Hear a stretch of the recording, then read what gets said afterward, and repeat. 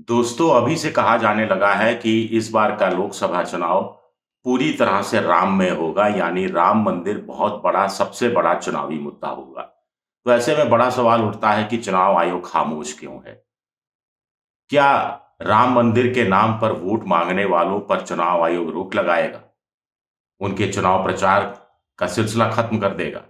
या राम मंदिर के नाम पर वोट मांगने वालों का विरोध करने वालों को नोटिस जारी कर देगा? बड़ा सवाल उठता है। नमस्कार, मैं हूं आपका दोस्त विजय विद्रोही। आप मुझसे जुड़ चुके हैं, इसके लिए आप सबका तहे दिल से शुक्रिया। और अगले 8-10 मिनट में आपसे जुड़े रहने की कोशिश करूंगा। कायदे से कुछ लोग कह रहे हैं कि चुनाव आयोग को अब तक सामने आ जाना चाहिए था और राम मंदिर के मुद्दे पर कुछ गाइडलाइंस जारी कर देनी चाहिए थी। कुछ लोग कह रहे हैं कि अभी तो आचार संहिता भी लागू नहीं की गई, अभी तो चुनाव की अधिसूचना भी जारी नहीं हुई, तो ऐसे में चुनाव आयोग का कोई रोल अभी बनता नहीं है। इस तर्क में दम हो सकता है, लेकिन चुनावी साल में अगर कोई सत्तारूढ़ पार्टी अपनी सरकारी मशीनरी का दुरुपयोग करते हुए सरकारी अधिकारियों को राम मंदिर के प्रचार प्रसार में पूरी तरह से जुट जाने के लिए कहती है, बकायदा सरकारी आदेश इस तरह के निकलते हैं, तो क्या चुनाव आयोग को दखल नहीं करना चाहिए? क्या सुप्रीम कोर्ट को यह मामला सो मोटो नहीं लेना चाहिए? भारत आखिर धर्मनिरपेक्ष राज्य है और धर्म के नाम पर वोट नहीं मांगा जा सकता, धर्म और जाति के नाम पर वोट नहीं मांगा जा सकता, मजहब के नाम पर वोट नहीं मांगा जा सकता। कुछ लोग कह रहे हैं हमारे यहाँ धर्म के नाम पर वोट मांगने की इजाजत है, मजहब के नाम पर वोट मांगो तो फिर चुनाव आयोग चिंतित हो जाता है, व्यथित हो जाता है। आप समझ रहे हैं धर्म मैं किस संदर्भ में कह रहा हूं और मजहब किस संदर्भ में कह रहा हूं। तो कम से कम कुछ लोग कह रहे हैं कि इंडिया पॉलिटिकल फ्रंट के नेताओं को तो चुनाव आयोग के पास चले जाना चाहिए। एक बाकायदा शिकायत तो दर्ज करा देनी चाहिए। अभी से चुनाव आयोग को सक्रिय होने के लिए कह देना चाहिए या फिर चुनाव आयोग के कान में ये बात डालनी चाहिए कि धर्म का उपयोग होगा, दुरुपयोग होगा, गलत ढंग से इस्तेमाल होगा, फेयर एंड फ्री इलेक्शन नहीं होगा। ऐसे में पहले ईवीएम का डर, अब राम मंदिर को मुद्दा बनाने की बात, तो ऐसे कैसे काम चलेगा? फिर जो सरकारी आदेश जारी हो रहे हैं, चलिए दूरदर्शन, आकाशवाणी करता रहे जो करना है प्रचार प्रसार का काम, लेकिन दूसरे अधिकारियों से, तमाम विभागों से कहा जा रहा है। इस तरह के रोज हर राज्य से, जो बीजेपी शासित राज्य हैं, वहां से इस तरह की खबरें आ रही हैं। आप कहेंगे इसमें क्या, इसमें तो आंध्र कर्नाटक में तो कांग्रेस की सरकार है, वहां तो बीजेपी की सरकार नहीं है। वहां भी जो उप मुख्यमंत्री हैं डीके शिव कुमार को जिम्मा सौंप दिया गया है कि राज्य के करीब 30,000 मंदिरों में इस तरह के राम नाम का 22 जनवरी को जो उद्घाटन होगा, तो समारोह पूर्वक पूरा इसको मनाया जाए। तो कांग्रेस शासित राज्य भी कर रही हैं।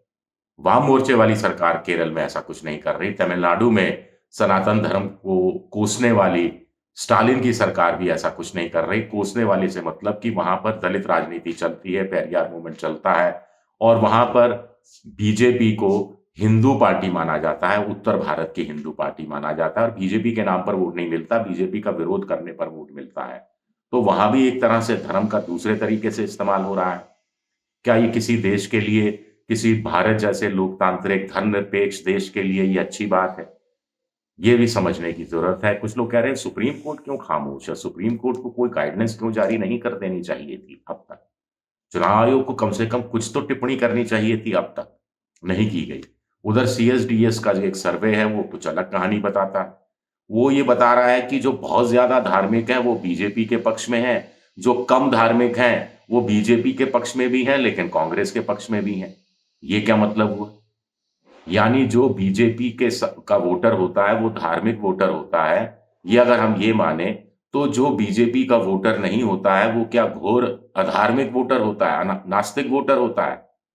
ये गजब का तर्क दिया जा रहा है। कुल मिलाकर सर्वे के हिसाब से ये चीज बताने की कोशिश की जा रही है कि जैसे देखिए ये सर्वे क्या कहता है सीएसडीएस का। बड़ी संख्या में भाग लेते हैं जो हिंदू, दान पुण्य, व्रत, उपवास, भजन, और हिंदुओं को अधिक और कम धार्मिक में विभाजित किया जाता है। जो हिंदू अधिक धार्मिक हैं उनमें से 53% ने 2019 के लोकसभा चुनाव में बीजेपी को वोट दिया, जबकि सिर्फ 10% ने कांग्रेस को वोट दिया। और वो हिंदू जो कि बहुत कम धार्मिक हैं, उनमें से 37% ने बीजेपी को वोट दिया और 18% ने कांग्रेस को वोट दिया। तो इससे साफ है कि हिंदुओं के बीच में धार्मिकता की प्रवृत्ति बढ़ रही है और जैसे-जैसे धार्मिकता की प्रवृत्ति बढ़ रही है, वैसे-वैसे उनका वोट ज़्यादा 50% से ज़्यादा बीजेपी के खाते में जा रहा है। तो ये किस तरह की राजनीति पिछले 10 साल में सबका साथ, सबका विकास, सबका विश्वास करने वालों ने कर रखी है। तो कुछ ना कुछ सरकार की तरफ से भी आयोजित प्रायोजित किया जाता रहा होगा। जो लोग इस कदर धार्मिक प्रवृत्ति वाले देश में 2014 के बाद अचानक क्यों हो गए हैं या उससे पहले नहीं हुआ करते थे या हुआ करते थे लेकिन अपनी धार्मिक प्रवृत्ति को वो छुपा कर रखते थे, लोकतंत्र में धर्मनिरपेक्ष स्वरूप पर ज़्यादा यकीन किया करते थे। ये भी अपने आप में एक महत्वपूर्ण सवाल है।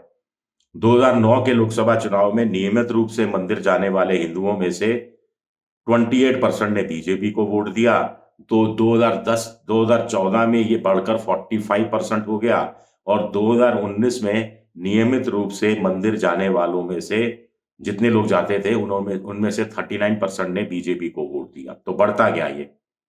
इसी तरह नियमित पूजा पाठ करने वाले हिंदुओं में से 49% ने 2019 के लोकसभा चुनाव में बीजेपी को वोट दिया, जबकि कभी-कभार जो मंदिर जाते हैं उसमें से 35% ने बीजेपी को वोट दिया। 2014 में 41% पूजा पाठी हिंदुओं के वोट बीजेपी को मिले, जबकि कभी-कभार पूजा करने वालों में से 27% ने ही वोट दिया था। तो अब ये आंकड़े तो बता रहे हैं, ये आंकड़े तो बीजेपी को प्रोत्साहित करेंगे, मोदी जी को प्रोत्साहित करेंगे कि ज़्यादा से ज़्यादा वो धार्मिक एंगल खेलें। जैसा कि उन्होंने अभी से कोशिश शुरू कर दी है प्रयास की सात्विक जीवन अगले 11 दिन जीना है, सूर्योदय से पहले उठना है और भोजन सात्विक हो, तमाम दिनचर्या बिल्कुल सात्विक हो, मंदिरों में जाना है, साफ-सफाई करना है, भजन कीर्तन करने हैं, मंदिरों की सफाई करनी है और फिर धीरे-धीरे इस टेम्पो को बढ़ाते जाना है।